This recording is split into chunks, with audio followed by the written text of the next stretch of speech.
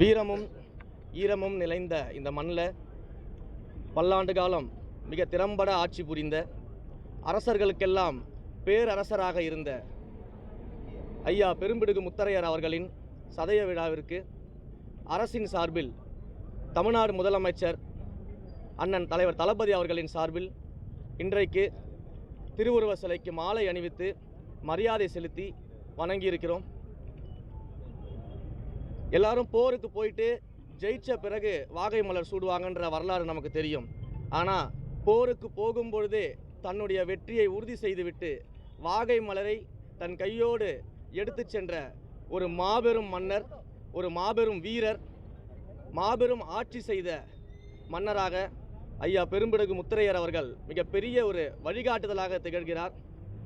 எப்படி நம்முடைய மாண்புமிகு முதலமைச்சர் அவர்கள் தமிழக வெற்றி கழகம் என்ற கழகத்தை துவங்கும் பொழுதே 2026 நாம் தான் வெற்றி பெற்று ஆட்சி அமைப்போம், நாம் தான் வாகை சூடுவோம் என்ற நம்பிக்கையை பெற்றார் என்றால், வாகை மலரை வெற்றியை போருக்கு செல்லும் பொழுதே உறுதி செய்து கொண்டு சென்ற ஐயா பெரும்பிடுகு முத்தரையர் அவர்களின் வழியில்தான் அதன்பால் நம்முடைய கொடியிலையுமே பார்த்திங்கன்னா கழகத்தினுடைய கொடியில் வாகை மலரை நம்ம வச்சுருப்போம்.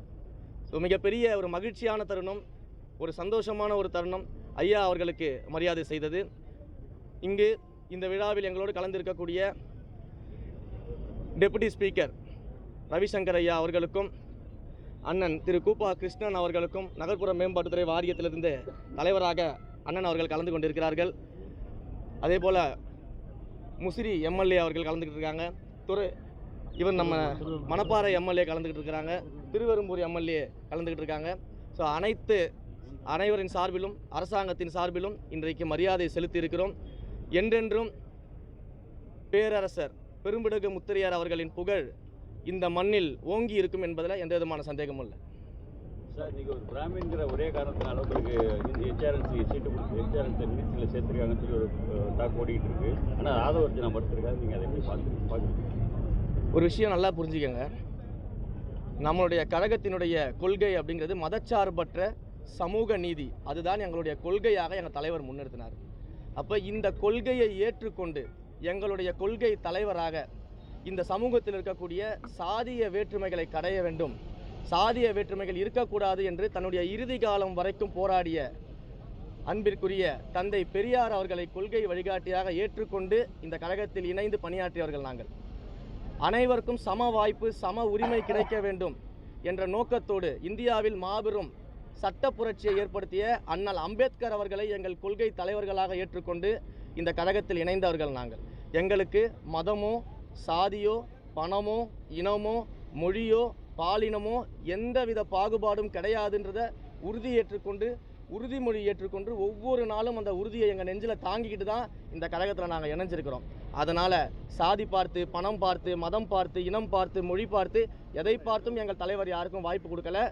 சேவை செய்யக்கூடிய மனநிலை இருக்குதா அப்படிங்கிறத பார்த்து தான் வாய்ப்பு கொடுத்துருக்குறாங்க. சாதியை வைத்து இங்கே பேச வேண்டிய அவசியம் கிடையாது. மக்களுக்காக இங்கே சேவை செய்ய வந்திருக்கக்கூடிய எண்ணத்தை தான் நம்ம பார்க்கணும். ஏன்னா இன்றைக்கு எங்கள் தலைவருக்கு வாக்களித்த யாருமே இன்றைக்கு ரமேஷ் அப்படின்ற எம்எல்ஏக்காக யாரும் வாக்களிக்கல, இன்றைக்கு இவருடைய ரவிசங்கர் அவர்களுக்காக யாரும் வாக்களிக்கல. அனைவரும் எங்கள் தலைவர் மாண்புமிகு முதலமைச்சர் அவர்களுக்காக வாக்களிச்சிருக்கிறாங்க. ஏன் அப்படின்னா, இத்தனை ஆண்டுகளாக திரைத்துறையில் அவரை பார்க்கும் பொழுது, திரையில் போயிட்டு அவர் அமர்ந்து பார்க்கும் பொழுது யாரும் சாதி பார்த்து அவரை பார்க்கல, மதம் பார்த்து அவரை பார்க்கல. அவரை ஒரு அண்ணனாக, தம்பியாக, தங்கள் வீட்டு பிள்ளையாக நினச்சிருக்கிறாங்க. அவர் நிறுத்திய கேண்டிடேட்ஸையும், அவரை இப்போ போட்டிருக்கக்கூடிய அமைச்சர்களையும் மக்கள் அப்படி தான் பார்க்குறாங்க. சாதி பார்த்தெல்லாம் இங்கே யாரும் எந்த விதமான பதவிகளும் வழங்கப்படலை. எங்கள் தலைவருக்கு இது போன்ற பிரிவினை பார்க்கக்கூடிய எண்ணம் துளியும் கிடையாது. ஏனென்றால் எங்களுடைய கொள்கை தலைவராக தந்தை பெரியாரையும் அண்ணல் அம்பேத்கரையும் ஏற்றுக்கொண்டு வழிநடத்தக்கூடிய ஒரு மாபெரும் சக்தியாக நாங்கள் இன்றைக்கு இருக்கிறோம். சார், நேற்று துறை அமைச்சரை பொறுப்பேற்றவர் நீங்கள் ஆய்வுக் கூட்டங்களில் பேசியிருக்கீங்க. கோயிலுக்கு வரவங்க என் மன நிம்மதியோட சாமி தரிசனம் செஞ்சுட்டு போகணும். நிறைய முதலீடு திருக்கோயில்கள் இன்னும் பிரச்சனைகள் இருக்குது. அதாவது கட்டண வரி, சொன்னமாண்டு விரைவு தரிசனம், இந்த மாதிரி பிரச்சனைகள் இருக்குது. அதுக்கு ஏதாவது செயல் திட்டங்கள் பேசியிருக்கீங்களா? என்ன நடவடிக்கைகள் எடுக்க? நேற்று துறை ரீதியான முதற்கட்ட ஆய்வை நாங்கள் மேற்கொள்ளும்போது பல்வேறு பிரச்சனைகள் குறித்து நாங்கள் அதில் விவாதித்தோம். குறிப்பாக கோயில்களுக்கு வரக்கூடிய பக்தர்கள் ஒரு நல்ல மனநிலையில் சாமி கும்பிட வந்துட்டு அதே நல்ல மனநிலையில் நல்லபடியாக வெளியில் போகணும். எந்த விதமான டிஸ்டர்பன்ஸோ எந்த விதமான சங்கடங்களோ அவங்களுக்கு ஏற்படக்கூடாது. அதே போல் கோவில்களில் இருக்கக்கூடிய கூட்ட நெரிசல்களை குறைப்பதற்காகவும், அதே போல் கோயில்களில் நீண்ட நேரம் காத்திருக்கக்கூடிய சூழல்களை எல்லாம் வந்து கண்ட்ரோலுக்கு கொண்டு வந்து ஒரு டைம் மேனேஜ்மெண்ட் கொண்டு வருவதற்காகவும், க்ரௌட் மேனேஜ்மெண்ட் கொண்டு வருவதற்காகவும் பல்வேறு விஷயங்கள் நாங்கள் டிஸ்கஸ் பண்ணியிருக்கோம். அதை ஒவ்வொன்றாக வந்து செய்யும்பொழுது உங்களுக்கு நான் வேளாவரியாக அதை பற்றி நான் உங்களுக்கு சொல்கிறேன். அதே போல் இந்த கோயில் சார்ந்து இருக்கக்கூடிய சொத்துகள், கோயில் நிலங்கள், ஆக்கிரமிப்புகள், இது எல்லாத்தையுமே ஒன்றொன்றாக செக் பண்ணி இதை எல்லாமே உண்மையிலேயே கோயில்களுக்கும் இந்த கோயில் அறநிலைத்துறை மூலமாக மக்களுக்கும் பயன்படக்கூடிய வகையில் அது அனைத்தையும் வந்து கொண்டு வரக்கூடிய நடவடிக்கைகளை எடுப்போம். நான் முக்கியமாக வேண்டுகோள் வச்சது என்ன அப்படின்னா, உயர்மட்ட அதிகாரிகள் மட்டும் கிடையாது, அறநிலைத்துறையை பொறுத்த வரைக்கும் கோயில்களில் இருக்கக்கூடிய கடைநிலை அதிகாரிகள் வரைக்கும் நேர்மையாக நிச்சயமாக பணி செய்தே ஆக வேண்டும். எந்த விதமான ஊழலுக்கோ எந்த விதமான அதிகாரத்தை மையத்தை உருவாக்குவதற்கோ அங்கே கோயில்களுக்கு இடம் கிடையாது. அங்கே ஊழலற்ற நேர்மையாக மக்களுக்காக பணி செய்யக்கூடிய, சேவை செய்யக்கூடிய மனநிலையில் கடைநிலை அதிகாரிகள் வரைக்கும் பணி செய்தே ஆக வேண்டும் அப்படின்றத நான் வலியுறுத்தியிருக்கிறேன். அதை குறிப்பாக மேலோட்டமாக சொல்கிறது மட்டும் இல்லாமல், மேல்நிலை அதிகாரிகளோடு பேசுகிறது மட்டும் இல்லாமல், மைக்ரோ மேனேஜ்மெண்ட் நானே பண்ணுவேன்.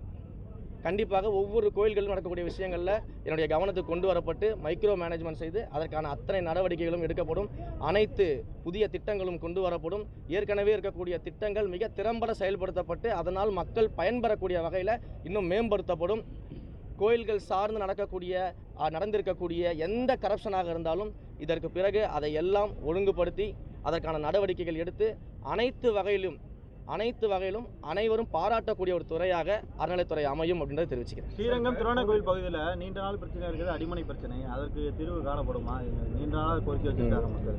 ஸ்ரீரங்கத்திலும் திருவானைக்கோயிலும் ஏற்கனவே இந்த பிரச்சனையை பற்றி அங்கே போராடி கொண்டிருக்கக்கூடிய பல்வேறு தரப்பினர் சந்தித்து நான் பேசியிருக்கிறேன். அதற்கான ஆவணங்கள் எல்லாமே நான் பெற்றிருக்கிறேன். அது தொடர்பாக இன்றைக்கு மாலை பார்த்திங்கன்னா மாவட்ட ஆட்சியர் அலுவலகத்தில் ஒரு மீட்டிங்கும் நான் வந்து ஆல்ரெடி போட சொல்லியிருக்கிறேன். ஸோ அந்த பிரச்சனைகள் குறிப்பாக விலாவரியாக ஆராய்ந்து மக்களுக்கு நியாயமாக என்ன கிடைக்க வேண்டுமோ அதை கிடைப்பதற்கான அத்தனை நடவடிக்கைகளும் மாண்புமிகு முதலமைச்சர் அவர்கள் தலைமையில் எடுக்கப்படும். கழிவறை வசதிகள் இல்லாமல் வரக்கூடிய மக்கள்கள்லாம் ரொம்ப சிரமப்படுறாங்க. அதுக்கு ஏதாவது ஏற்பாடுகள் வந்து பண்ணுங்க. கோவில்களுடைய அனைத்து அடிப்படை வசதிகளையும் நிறைவேற்றுவதற்காக அனைத்து வகையான ஆய்வுகளையும் நான் மேற்கொண்டிருக்கிறேன். என்னென்ன அடிப்படை வசதிகள் கோயில்களுக்கு தேவைப்படுவது, நீங்கள் சொல்வது போல் கழிப்பறை வசதிகளாக இருக்கட்டும், குடிநீர் வசதியாக இருக்கட்டும், அன்னதான கூடங்களாக இருக்கட்டும், பக்தர்கள் தங்கக்கூடிய விடுதிகளாக இருக்கட்டும், அவர்கள் வந்து செல்வதற்கான டிரான்ஸ்போர்ட் ஃபெசிலிட்டிஸாக இருக்கட்டும், இப்படி ஒவ்வொரு ஆங்கிள்லையும் 360 டிகிரியில் கோவில்களுக்கு தேவையான அனைத்து விஷயங்களையும் செய்வதற்கான முன்னெடுப்புகளுக்காக டிஸ்கஷனில் இருக்கிறோம். இன்னும் கொஞ்சம் டைம் அவகாசம் கொடுத்தீங்கன்னா ஒவ்வொன்றையும் ஆராய்ந்து அந்தந்த துறை அதிகாரிகள் எல்லாருக்கிட்டையும் பேசி அதற்கான சரியான திட்டங்கள், ஏன்னா நானும் வந்தேன் பேருக்கு 4 திட்டங்களை அறிவித்தேன், நானும் வந்து பேருக்கு 4 இனாக்ரேஷன் பண்ணிட்டேன் அப்படின்னு போகிறது இல்லாமல் த்ரூ அவுட் த இயர் எங்களுடைய ஆட்சி இருக்கும் வரை, எங்கள் ஆட்சிக்கு பிறகும் அந்த மெக்கானிசம் தொடரணும், அது மக்களுக்கு பயனளிக்கணும் அப்படின்றதுக்காக வேலை செஞ்சுட்டு இருக்கு. சமயபுரம், ஸ்ரீரங்கம் 2 கோயிலுமே வந்து அந்த மாற்றுத்திறனாளிகளுக்கான வழியில் வந்து விஐபி கொண்டு போகிறாங்கன்றத தொடர்ந்து குற்றச்சாட்டு இருக்குது. கடந்த ஒரு வாரத்துக்கு முன்னாடி கூட அந்த பிரச்சனை வந்துச்சு. போன மாதம் கூட ஒரு பிரச்சனை வந்துச்சு. இந்த வீடியோ ஒன்று வெளியாகி அது நடவடிக்கை எடுக்கப்படும். அதுக்கும் பேசியிருக்கிறோம். ஏன்னா இங்கேருந்து பக்தர்கள் வருகிற அந்த கியூவை வந்து முறைப்படுத்துவதற்காக, பக்தர்கள் எளிதாக தரிசனம் செய்வதற்காக அனைத்து வகையான ஏற்பாடுகளும் செய்வதற்கு ஒரு மெக்கானிசம் கிரியேட் பண்ணிட்டு இருக்கோம். கூடிய விரைவில் அது எல்லாமே நடக்கும். ஸ்ரீரங்கத்துக்கு ஆயிரக்கணக்கான பக்தர்கள் வராங்க. அவங்க டைம் மேனேஜ்மெண்ட் சிக்கலாக இருக்குது. வந்துட்டாங்கன்னா முதியவர்கள் எல்லாம் வெயிட் பண்ண வேண்டியிருக்கு. ஆகமொழியை காரணம் திறக்க மாட்டேங்கிறாங்க. அதுதான் இப்போ ஆரம்பத்திலேயே சொன்னேன் சார். க்ரௌட் மேனேஜ்மெண்ட், டைம் மேனேஜ்மெண்ட்டுக்கு என்னென்ன மாற்று வழிகள் இருக்கோ அது அத்தனையும் வந்து நேற்று டிஸ்கஷன் பண்ணியிருக்கிறோம். ப்ராக்டிக்கலாக அது எப்படி ஒர்க் அவுட் ஆகும் அப்படிங்கிறதுக்காக ஆய்வுகள் சென்று கொண்டிருக்குது. அந்த ஆய்வுகள் முடிஞ்ச உடனே நான் உங்களுக்கு அறிவிக்கிறேன். Thank you sir. தேங்க்யூ. அண்ணன் இது பண்ணி வேண்டாம் அவரை இல்லை நாங்களா உங்களுக்கு எல்லோருக்கும் கும்பிடு. அது தளபதி தொகுதி, தளபதி முடிவெடுப்பார், நல்லவரை நிறுத்துவார், வெற்றி பெற்று தருவோம். கோரிக்கை வச்சிருக்கீங்களா? எதுக்குயா தம்பி இங்க வா, இதெல்லாம் அமைச்சரை வச்சுட்டு பண்ண வேண்டாம். நம்ம ஒரு நாள் தனியாக கச்சேரி வச்சுக்கோங்க.